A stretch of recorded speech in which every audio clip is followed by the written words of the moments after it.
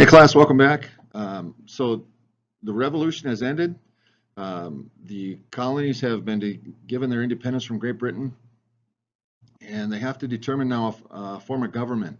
So the time period we're looking at today is pre-Constitution America.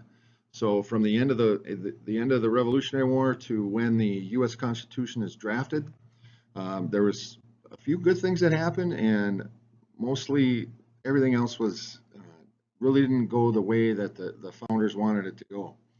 Um, so they knew they wanted to make a republic, and prior to even the Revolutionary War ending, each state wrote its own constitution, and they were set up in such a way that they didn't give or cede any power to a central form of government. Most states are going to set up a two-house or bicameral legislature. Congress is going to have limited powers. It's basically a one-branch form of government. There's no chief executive, and each state is only going to have one vote within the uh, con con Continental Congress, excuse me. They're going to pass some laws to help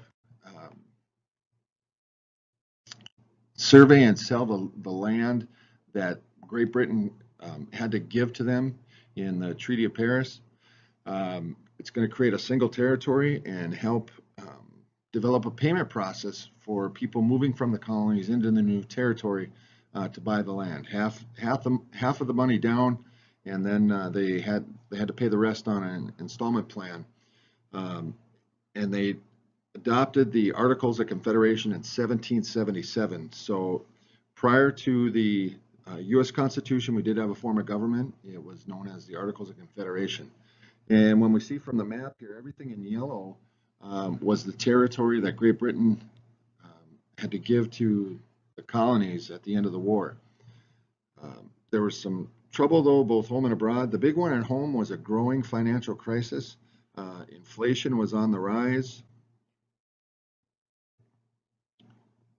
meaning that the value of the dollar was going down, and it was called a continental, was the term that they used for the dollar then. Britain did not want to follow the peace treaty, the Treaty of Paris that they signed in 1783, and Spain didn't want the U.S. to expand its territory.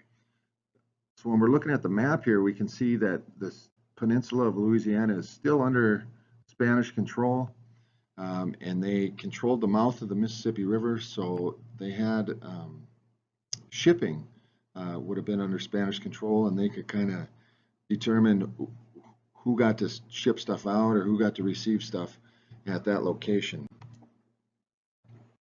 So when they initially drafted the articles, there was some fear among the founders.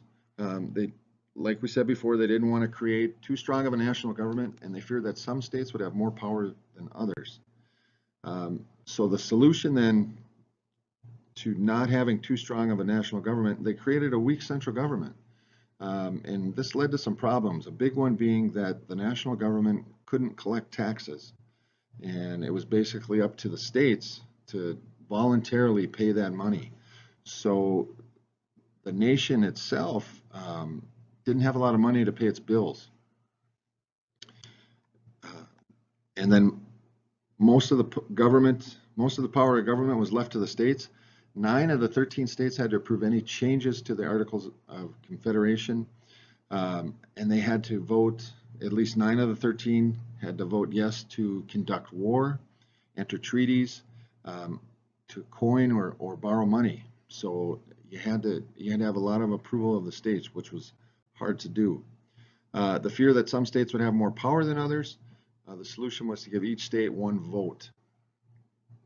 Regardless of population size, each state had one vote in the Continental Congress.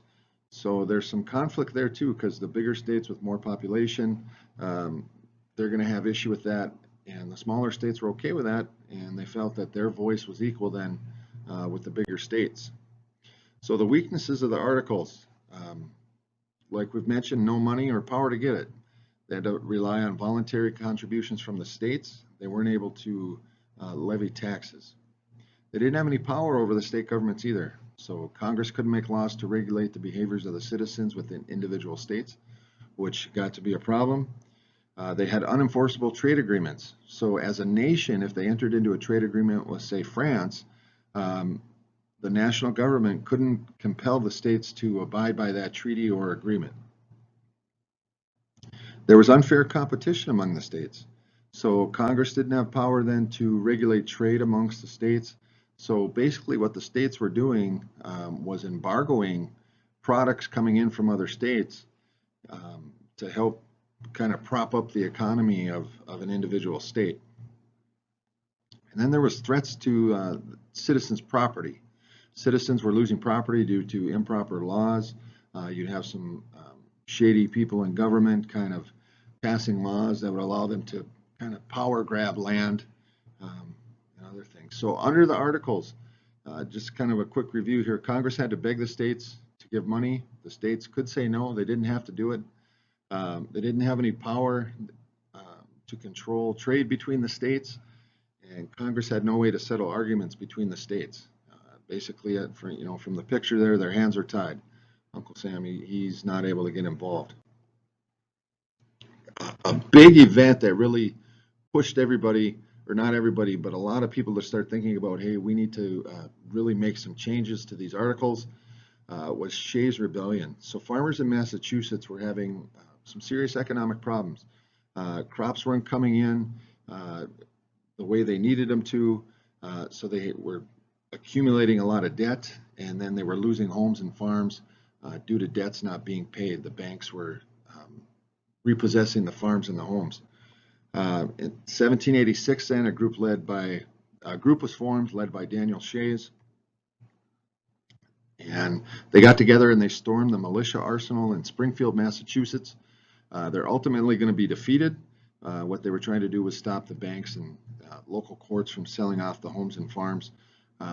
The rebellion is going to be put down, but it really showed people that actions needed to be taken to gather up the change makers, the people who could implement change and get people to believe in change to the articles being a good thing.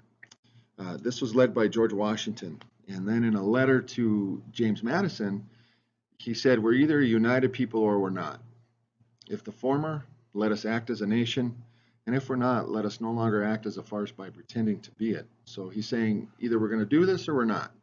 Either we're going to act as one or we're going to kind of fracture and split apart, and each state will basically become its own independent nation. And just something to think about here to help you review this.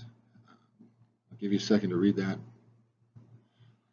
So no president, no executive agencies, no judiciary, meaning court system, no tax base, no Army funding, no Navy funding, weak foreign policy, no trade policy. What were we thinking?